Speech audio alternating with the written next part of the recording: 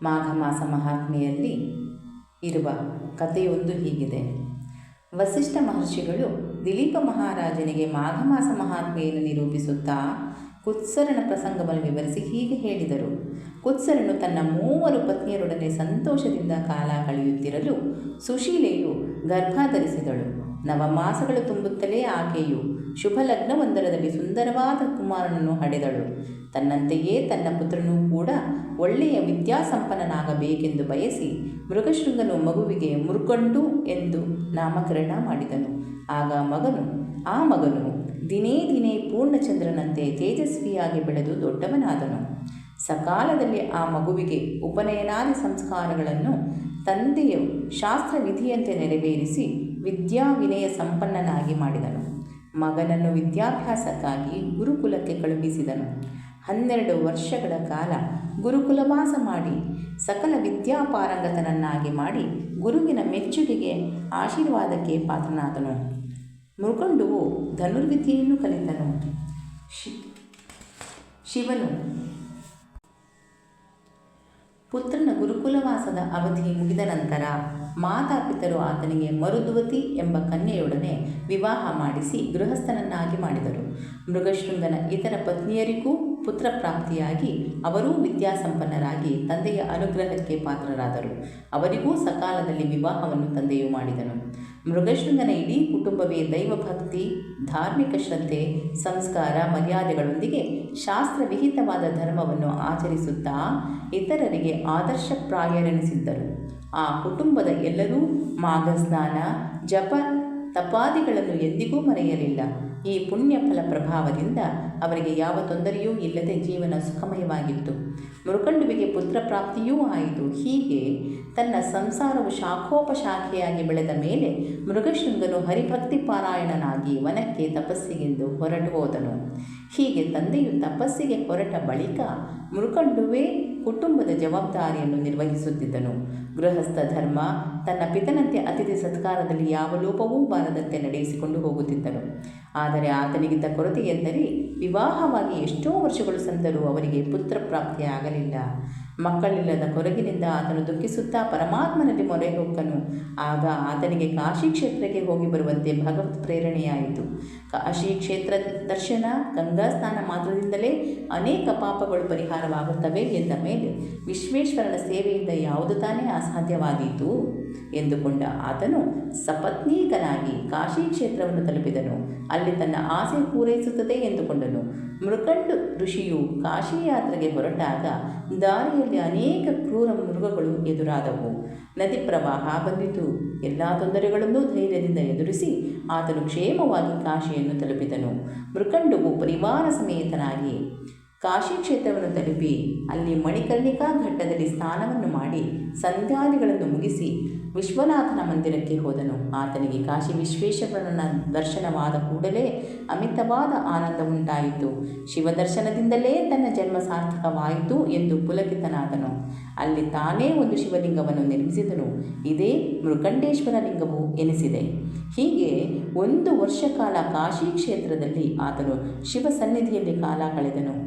ಆಗ ಒಂದು ದಿನ ಆತನ 3 ತಾಯಂದಿರು ಗಂಗಾ ಸ್ನಾನ ಮಾಡಿ ದೇಹತ್ಯಾಗ ಮಾಡಿದರು. ಆದರೆ ವಿಧಿ ನಿಯಮವನ್ನು ಮೀರಲು ಯಾರಿಗೆ ತಾನೇ ಸಾಧ್ಯ? ಮೃಕಂಡುವು ತನ್ನ ಮಾತೆಯರಿಗೆ ಉತ್ತರ ಕ್ರಿಯೆಗಳನ್ನು ಸಾಂಗವಾಗಿ ನೆರವೇರಿಸಿದನು. ನಂತರ ಪುತ್ರ ಪ್ರಾಪ್ತಿಗಾಗಿ ಪಾರ್ವತಿ ಪರಮೇಶ್ವರರನ್ನು ಕುರಿತು ಭಕ್ತಿಯಿಂದ ತಪಸ್ಸನ್ನು ಆಚರಿಸಿದನು. ಆತನ ನಿಶ್ಚಲ ಭಕ್ತಿಗೆ ಮೆಚ್ಚಿದ ಶಿವನು ಪಾರ್ವತಿಯೊಡನೆ ಪ್ರತ್ಯಕ್ಷನಾದನು.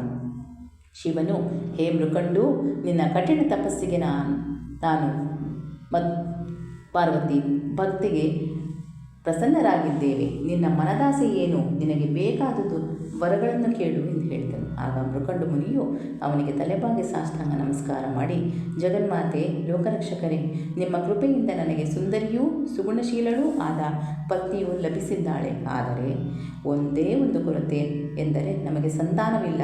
ಆದ್ದರಿಂದ ನಮಗೆ ಸತ್ಪುತ್ರ ಸಂತಾನವನ್ನು ಕರುಣಿಸಿ ಎಂದು ಭಕ್ತಿಯಿಂದ ಬೇಡಿದನು.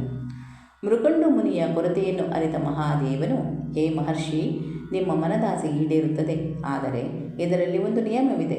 ಇಡೀ ಜೀವನವನ್ನು ವೈಧವ್ಯದಲ್ಲೇ ಕಳೆಯುವ ಮಗಳು ಬೇಕೋ ಅಲ್ಪಾಯುಷಿಯಾದ ಪುತ್ರನು ಬೇಕೋ ಎಂದು ಶಿವನು ನಸುನಗುತ್ತಾ ಕೇಳಿದನು. ಮೃಕಂಡು ಮುನಿಗೆ ಆಶ್ಚರ್ಯವಾಯಿತು. ಕ್ಷಣಕಾಲ ಈ ಬಗ್ಗೆ ಯೋಚಿಸುವಂತಾಯಿತು. ಸ್ವಲ್ಪ ತಡೆದು, ಹೇ ದೇವ, ನನ್ನನ್ನು ಪರೀಕ್ಷೆ ಮಾಡುತ್ತಿರುವೆಯಾ? ನಿನ್ನ ಪ್ರಶ್ನೆಗೆ ನಾನು ಏನು ಉತ್ತರಿಸಬೇಕೋ ತಿಳಿಯುತ್ತಿಲ್ಲ. ಆದರೂ ನನ್ನ ಬಯಕೆಯನ್ನು ತಿಳಿಸುತ್ತೇನೆ. ದೀರ್ಘಕಾಲ ವಿಧವೆಯಾಗಿ ದುಃಖಿಸುವ ಮಗಳಿಗಿಂತ ಅಲ್ಪಾಯುಷಿಯಾದ ಮಗನೇ ನಮಗೆ ಸಾಕು ಎಂದು ನುಡಿದನು. ಪಾರ್ವತಿ ಪರಮೇಶ್ವರರು ಹಾಗೆಯೇ ಆಗಲಿ, ನಿನಗೆ ಉತ್ತಮ ಪುತ್ರನು ಹುಟ್ಟಲಿ ಎಂದು ವರ ನೀಡಿ ಅಂತರ್ಧಾನರಾದರು. ಪರಮೇಶ್ವರನ ಅನುಗ್ರಹದಿಂದ ಮೃಕಂಡುವಿನ ಪತ್ನಿಗೆ ಶುಭ ಮುಹೂರ್ತದಲ್ಲಿ ಪುತ್ರೋತ್ಸವವಾಯಿತು. ಎಲ್ಲ ಋಷಿಗಳು ಈ ಅದ್ಭುತ ತೇಜಸ್ವಿ ಬಾಲಕನನ್ನು ನೋಡಲು ಅಲ್ಲಿಗೆ ಬಂದರು. ಮಹರ್ಷಿ ವೇದವ್ಯಾಸರು ಆ ಶಿಶುವಿಗೆ ಮಾರ್ಕಂಡೇಯ ಎಂದು ನಾಮಕರಣ ಮಾಡಿ ಅನುಗ್ರಹಿಸಿದರು. ಹೀಗೆ ದಿಲೀಪ ಮಹಾರಾಜನಿಗೆ ವಸಿಷ್ಠರು ಮಾರ್ಕಂಡೇಯ ಜನನ ವೃತ್ತಾಂತವನ್ನು ತಿಳಿಸಿದರು ಎಂಬಲ್ಲಿಗೆ ಮಾಘ ಮಾಸ ಮಹಾತ್ಮೆಯ 11ನೇ ಅಧ್ಯಾಯವು ಸಂಪೂರ್ಣವಾಯಿತು. ಈ ಮಾರ್ಕಂಡೇಯಂತಹ ಭಕ್ತನ ಸ್ಮರಣೆ ಪಾಪಹರವಾಗಿದೆ. ಇಂತಹ ಮಹಾ ತೇಜಸ್ವಿ ಬಾಲಕನ ಕಥೆಯನ್ನು ಭಕ್ತಿ ಶ್ರದ್ಧೆಗಳಿಂದ ಆಲಿಸಬೇಕು. ಇದರಿಂದ ನಮಗೆ ದೈವೀ ಕೃಪೆ ದೊರೆಯುತ್ತದೆ. ವಸಿಷ್ಠ ಮಹರ್ಷಿಗಳು ದಿಲೀಪ ಮಹಾರಾಜನಿಗೆ ಮಾರ್ಕಂಡೇಯನ ಜನನ ಹಾಗೂ ಕಾಶಿ ವಿಶ್ವನಾಥನ ಮಹಿಮೆಯನ್ನು ವರ್ಣಿಸಿದ ಬಳಿಕ ಮಾರ್ಕಂಡೇಯನ ವೃತ್ತಾಂತವನ್ನು ನಿರೂಪಿಸಲಾರಂಭಿಸಿದರು.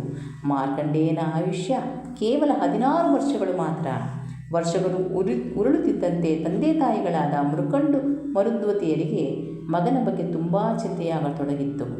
ಮಾರ್ಕಂಡೇಯನಿಗೆ 5 ವರ್ಷಗಳಾಗುತ್ತಲೇ ಉಪನಯನವನ್ನು ಮಾತಾಪಿತರರು ವೈಭವದಿಂದ ನೆರವೇರಿಸಿದರು. 6ನೇ ವರ್ಷದಿಂದಲೇ ಆ ಬಾಲಕನಿಗೆ ತಂದೆಯೇ ಸಕಲ ಕಾವ್ಯ, ಶಾಸ್ತ್ರ, ವ್ಯಾಕರಣ, ಪುರಾಣ ಇತಿಹಾಸಗಳನ್ನು ಕಲಿಸಿದನು. ವೇದಾಧ್ಯಯನವನ್ನು ಸಾಂಗೋಪವಾಗಿ ಮಾಡಿಸಿದನು.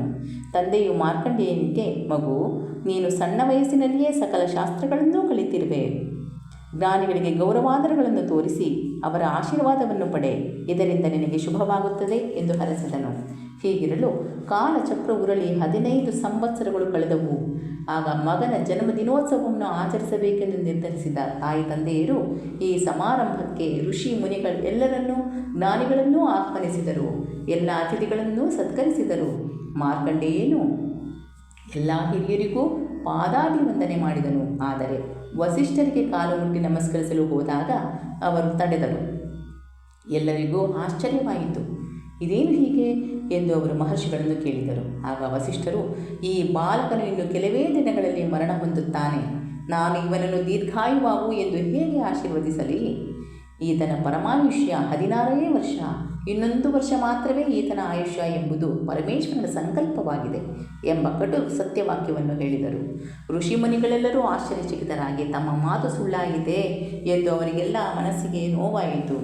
ಇದಕ್ಕೆ ಬೇರೆ ಪರಿಹಾರವೇನೂ ಇಲ್ಲವೇ ಎಂದು ಅವರು ಯೋಚಿಸತೊಡಗಿದರು. ವಸಿಷ್ಠರನ್ನು ಈ ಬಗ್ಗೆ ಕೇಳಿದಾಗ ಅವರು, ಬನ್ನಿ, ನಾವೆಲ್ಲರೂ ಮಾರ್ಕಂಡೇಯನನ್ನು ಕರೆದುಕೊಂಡು ಬ್ರಹ್ಮದೇವನ ಬಳಿಗೆ ಹೋಗೋಣ ಎಂದು ಋಷಿ ಸಹಿತರಾಗಿ ಬ್ರಹ್ಮಲೋಕಕ್ಕೆ ಹೊರಟರು. ಋಷಿಗಳ ಆಗಮನದಿಂದ ಬ್ರಹ್ಮದೇವನಿಗೆ ತುಂಬ ಸಂತೋಷವಾಯಿತು. ತೇಜಸ್ವಿ ಬಾಲಕನಾದ ಮಾರ್ಕಂಡೇಯನನ್ನು ನೋಡಿ ದೀರ್ಘಾಯುಷ್ಮಂತನಾಗು, ಚಿರಂಜೀವಿಯಾಗು ಎಂದು ಆತನು ಆಶೀರ್ವಾದ ಮಾಡಿದನು. ವಸಿಷ್ಠರು ಬ್ರಹ್ಮದೇವನಿಗೆ ಮಾರ್ಕಂಡೇಯನ ಅಲ್ಪಾಯುಷ್ಯದ ಬಗ್ಗೆ ತಿಳಿಸಿದರು. ಆಗ ಬ್ರಹ್ಮನು, ಯೋಚಿಸಬೇಡಿ, ನನ್ನ ಆಶೀರ್ವಾದ ಎಂದೂ ಸುಳ್ಳಾಗಲಾರದು. ಶಿವನೇ ಇವನನ್ನು ಖಂಡಿತ ಸಾವಿನಿಂದ ಕಾಪಾಡುತ್ತಾನೆ ಎಂಬ ಭರವಸೆಯನ್ನು ನೀಡಿದನು. ಮಾರ್ಕಂಡೇಯನನ್ನು ನೋಡಿ ಬ್ರಹ್ಮದೇವನು, ವತ್ಸ, ಯೋಚಿಸಬೇಡ, ಏನೂ ತೊಂದರೆಯಾಗುವುದಿಲ್ಲ. ನೀನು ಕಾಶಿ ಕ್ಷೇತ್ರಕ್ಕೆ ಹೋಗಿ ಅಲ್ಲಿ ವಿಶ್ವೇಶ್ವರನನ್ನು ಶ್ರದ್ಧಾಭಕ್ತಿಗಳಿಂದ ಎಡಬಿಡದೆ ಸೇವೆ ಮಾಡು. ಇದರಿಂದ ನಿನ್ನ ಆಪತ್ತು ಪರಿಹಾರವಾಗಿ ದೀರ್ಘಾಯುವಾಗುವೆ ಎಂದು ಆಶೀರ್ವದಿಸಿದನು. ನಂತರ ಮಾರ್ಕಂಡೇಯನು ಆಶ್ರಮಕ್ಕೆ ವಾಪಸ್ಸಾದನು. ಮಾತಾಪಿತರಿಗೆ ನಡೆದ ಸಂಗತಿಯನ್ನು ತಿಳಿಸಿ, ನಾನು ಕಾಶಿ ಕ್ಷೇತ್ರಕ್ಕೆ ಹೋಗಿ ವಿಶ್ವನಾಥನ ಸೇವೆ ಮಾಡಿ ಬರುತ್ತೇನೆ, ಅನುಮತಿ ನೀಡಿ ಎಂದು ಪ್ರಾರ್ಥನೆ ಮಾಡಿದರು. ತಂದೆಯು ಮಗನ ವಿರಹವನ್ನು ತಡೆಯಲಾರದು ದುಃಖಿಸಿದರೆ ತಾಯಿಯೂ ವಿಳಂಬ ಮಾಡಿದಳು. ಆದರೆ ಮಗನನ್ನು ನಿರಾಶೆಗೊಳಿಸಲಾಗದೆ, ಆಗಲಿ ಮಗು, ಕಾಶಿ ಕ್ಷೇತ್ರಕ್ಕೆ ಹೋಗಿ ಕ್ಷೇಮವಾಗಿ ಬಾ ಎಂದು ಹರಸಿ ತಾವೂ ಆತನ ಜೊತೆಯಲ್ಲಿ ಕಾಶಿಗೆ ಹೊರಟರು. ಎಲ್ಲರೂ ಕಾಶಿ ಕ್ಷೇತ್ರವನ್ನು ತಲುಪಿದರು. ಕಾಶಿಯನ್ನು ತಲುಪಿ ಮೃಕಂಡು ಮಹರ್ಷಿಯು ವಿಶ್ವನಾಥನ ಮಂದಿರದ ಬಳಿ ಆಶ್ರಮವನ್ನು ನಿರ್ಮಿಸಿದನು. ಮಾರ್ಕಂಡೇಯನು ಶಿವನ ಸನ್ನಿಧಿಯಲ್ಲೇ ಎಡೆಬಿಡದೆ ಕಾಲವನ್ನು ಕಳೆಯತೊಡಗಿದನು. ಆ ಹೊತ್ತಿಗೆ ಮಾರ್ಕಂಡೇಯನ 16ನೇ ಜನ್ಮದಿನ ಬಂದೇ ಬಿಟ್ಟಿತು. ಅಂತಕನ ದೂತಕರು ಮರೆಯದೆ ಅಲ್ಲಿಗೆ ಬಂದರು. ಯಮಭಟರಿಗೆ ಶಿವಲಿಂಗದ ಸನ್ನಿಧಿಯಲ್ಲಿದ್ದ ಮಾರ್ಕಂಡೇಯನ ಬಳಿಗೆ ಬರಲು ಸಾಧ್ಯವೇ ಆಗಲಿಲ್ಲ. ಮೃತ್ಯುಪಾಶವನ್ನು ಬೀಸಲು ಕೈಗಳನ್ನೆತ್ತಲೂ ಆಗಲಿಲ್ಲ. ಮಾರ್ಕಂಡೇಯನ ಸುತ್ತಲೂ ಕಣ್ಣು ಕೋರೈಸುವ ದೇವಿ ತೇಜಸ್ವಿನ ಮಹಾಪ್ರಕಾಶವಲಯವಿತ್ತು. ಈ ತೇಜಸ್ಸಿನಿಂದ ಯಮದೂತರ ಮೈ ಉರಿಯತೊಡಗಿತು. ಯಮಭಟರು ಈ ಬಾಧೆಯನ್ನು ಸಹಿಸಲಾಗದೆ ಯಮನ ಹತ್ತಿರ ಹೋಗಿ ನಡೆದ ವೃತ್ತಾಂತವನ್ನು ಸಾಧ್ಯಂತವಾಗಿ ತಿಳಿಸಿದರು. ಯಮಧರ್ಮನಿಗೆ ಆಶ್ಚರ್ಯವಾಯಿತು. ತಾನೇ ಅಲ್ಲಿಗೆ ಕಾಲಪಾಶದೊಡನೆ ತಲುಪಿದನು. ಯಮನನ್ನು ನೋಡಿದ ಮಾರ್ಕಂಡೇಯನು ಭೀತನಾಗಿ ಶಿವಲಿಂಗವನ್ನು ಗಟ್ಟಿಯಾಗಿ ಆಲಂಗಿಸಿಕೊಂಡು ಶಿವನನ್ನು ಸತತವಾಗಿ ಧ್ಯಾನಿಸತೊಡಗಿದನು. ಶಿವ ಪಾರ್ವತಿಯರಿಗೆ ಭಕ್ತ ಮಾರ್ಕಂಡೇಯನ ಆಕ್ರಂದನವು ಕೇಳಿಸಿತು. ತಕ್ಷಣ ಶಿವನು ಶಿವಲಿಂಗವನ್ನೇ ಭೇದಿಸಿ ತ್ರಿಶೂಲದೊಡನೆ ಪ್ರತ್ಯಕ್ಷನಾಗಿ ಯಮನನ್ನು ಶಿಕ್ಷಿಸಿ ಬಾಲಕ ಮಾರ್ಕಂಡೇಯನನ್ನು ರಕ್ಷಿಸಿದನು. ಶಿವನ ತ್ರಿಶೂಲದ ಪೆಟ್ಟಿಗೆ ಯಮನೇ ಮೂರ್ಛೆ ಹೋದನು. ದೇವತೆಗಳು ಭಯಭೀತರಾದರು. ಅಷ್ಟದಿಕ್ಪಾಲಕರು ಬ್ರಹ್ಮಾದಿ ದೇವತೆಗಳು ಅಲ್ಲಿಗೆ ಬಂದು ಮೃತ್ಯುಂಜಯನಾದ ಶಿವನನ್ನು ಪರಿಪರಿಯಾಗಿ ಪ್ರಾರ್ಥಿಸಿದರು. ಹೇ ಮಹಾದೇವ, ನಿನ್ನ ಕೋಪವನ್ನು ಶಾಂತಗೊಳಿಸು. ಯಮನ ತಪ್ಪೇನೂ ಇದರಲ್ಲಿಲ್ಲ. ಆತನ ಕರ್ತವ್ಯವನ್ನು ಆತ ಮಾಡಿದ್ದಾನೆ. ಮಾರ್ಕಂಡೇಯನು ಕೇವಲ 16 ವರ್ಷಗಳು ಮಾತ್ರ ಜೀವಿಸುತ್ತಾನೆ ಎಂಬ ವಿಷಯ ನಿನಗೆ ತಿಳಿದೇ ಇದೆ. ಆತನ ಆಯುಷ್ಯ ಮುಗಿಯಿತಲ್ಲವೇ? ಮಾರ್ಕಂಡೇಯನನ್ನು ಚಿರಂಜೀವಿಯಾಗಿ ಮಾಡಿದುದೇನೋ ಸರಿಯಾಯಿತು. ಆದರೆ ಧರ್ಮಪಾಲಕನೂ ಲೋಕಶಿಕ್ಷಕನೂ ಆದ ಯಮಧರ್ಮನನ್ನು ಸಂಹಾರ ಮಾಡಿದ್ದು ಯುಕ್ತವೇ? ಯಮನೇ ಇಲ್ಲದಾಗ ಇನ್ನು ಧರ್ಮಪಾಲನೆ ಹೇಗೆ ನಡೆಯುವುದು? ನರಕದಲ್ಲಿನ ಪಾಪಿಗಳು ಹೆಚ್ಚಾಗುವುದಿಲ್ಲವೇ? ಅಷ್ಟದಿಕ್ಪಾಲಕರಲ್ಲಿ ಒಬ್ಬರು ಕಡಿಮೆಯಾದಂತಾಗಲಿಲ್ಲವೇ ಎಂದು ಆರ್ತರಾಗಿ ಪ್ರಾರ್ಥನೆ ಮಾಡಿದರು. ಇಂದ್ರನೂ ಸಹ ಪರಮೇಶ್ವರನು ಯಮನಿಗೆ ಜೀವದಾನ ನೀಡುವಂತೆ ಕೋರಿದನು. ದೇವತೆಗಳ ಮಾತಿಗೆ ಮನ್ನಣೆ ನೀಡಿದ ಶಿವನು ಯಮನಿಗೆ ಜೀವದಾನವನ್ನು ಮಾಡಿ, ಯಮನೇ, ನೀನು ಇನ್ನು ಮುಂದೆ ನನ್ನ ಭಕ್ತರಿಗೆ ತೊಂದರೆ ಕೊಡಬೇಡ ಎಂದು ಎಚ್ಚರಿಕೆ ನೀಡಿದನು. ಮಾರ್ಕಂಡೇಯನಿಗೆ ಚಿರಂಜೀವಿತ್ವವನ್ನು ಕರುಣಿಸಿ ದೇವತೆಗಳನ್ನೆಲ್ಲ ಆಶೀರ್ವದಿಸಿ ಶಿವನು ಅಂತರ್ಧಾನ ಹೊಂದಿದನು. ಅಂದಿನಿಂದ ಮಾರ್ಕಂಡೇಯನು ಅಮರನಾದನು. ಪರಮೇಶ್ವರನ ಕೃಪಾ ಕಟಾಕ್ಷದಿಂದ ತಮ್ಮ ಪುತ್ರನಾದ ಮಾರ್ಕಂಡೇಯನು ಚಿರಂಜೀವಿಯಾದುದನ್ನು ಕಂಡು ಆತನ ಮಾತಾಪಿತರು ಅತೀವ ಆನಂದಿತರಾದರು.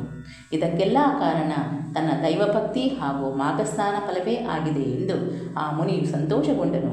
ಇತರರಿಗೂ ಮಾಘಮಾಸ ಮಹಿಮೆಯನ್ನು ನಿರೂಪಿಸಿದರು ಎಂಬಲ್ಲಿಗೆ ಮಾಘಮಾಸ ಮಹಾತ್ಮೆಯ 12ನೆಯ ಅಧ್ಯಾಯವು ಸಂಪೂರ್ಣವಾಯಿತು. ಶ್ರೀಕೃಷ್ಣಾರ್ಪಣಮಸ್ತು.